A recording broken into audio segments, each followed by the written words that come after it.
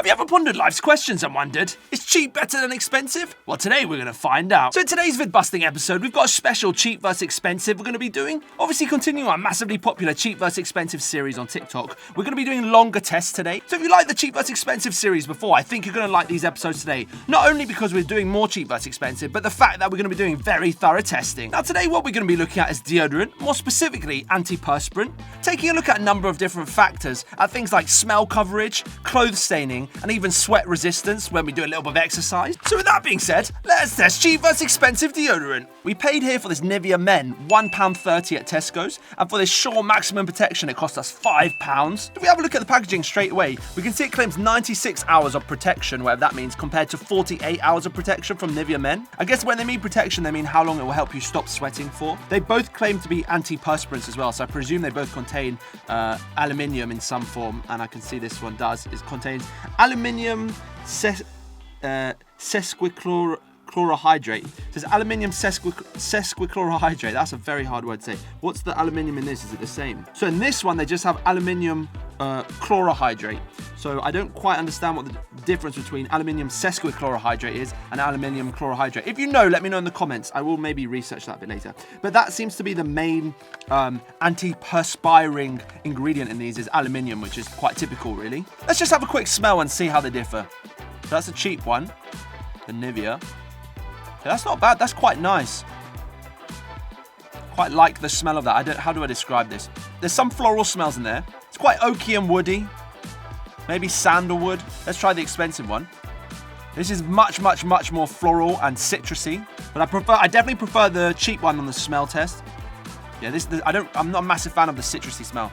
Obviously, that's opinion-based, but you have to try it yourselves if you want. So for our first test today, we're going to have a look at smell coverage using these strong-smelling things here. So I'm just going to prep our smell container here. So let's get some onion in there first. Just put half an onion is fine. Then we'll put a couple of these things in. And finally, let's put some strong-smelling cheese in.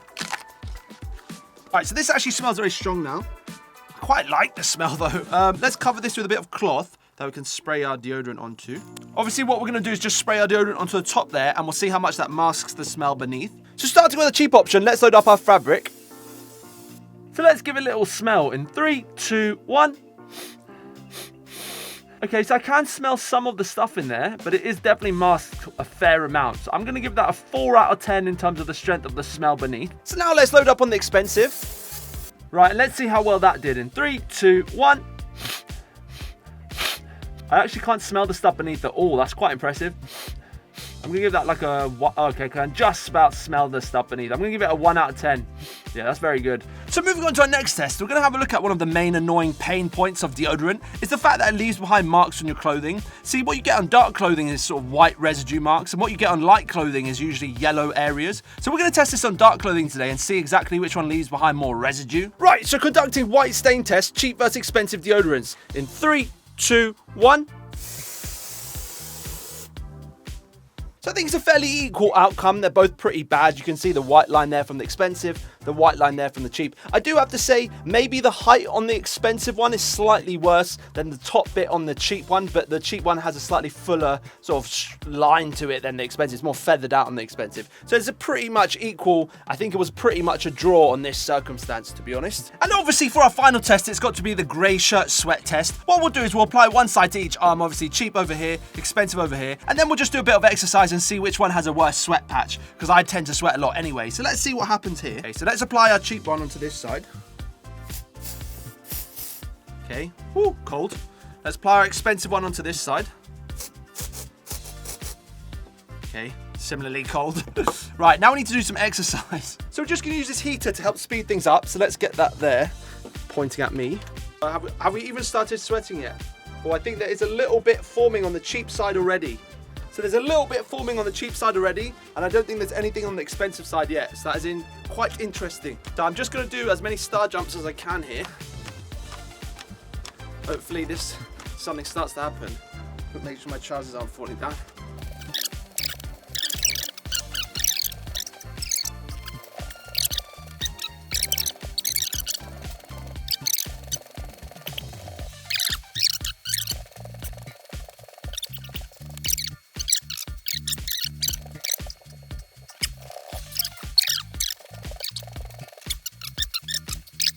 So if you look at this side, we actually are getting some sweat. And I don't think we're actually getting any here yet. That's quite interesting. So this side is actually working better than the cheap side. And this was the expensive side. That's quite interesting. Right, so after all of that, I've got to say, I'm actually quite impressed. So on the cheap side, you can see we did get a bit of sweat going. But on our expensive side, there's nothing there yet. What the hell? That's actually really good. Obviously, I haven't sprayed any deodorant on my face because that's sweating a lot.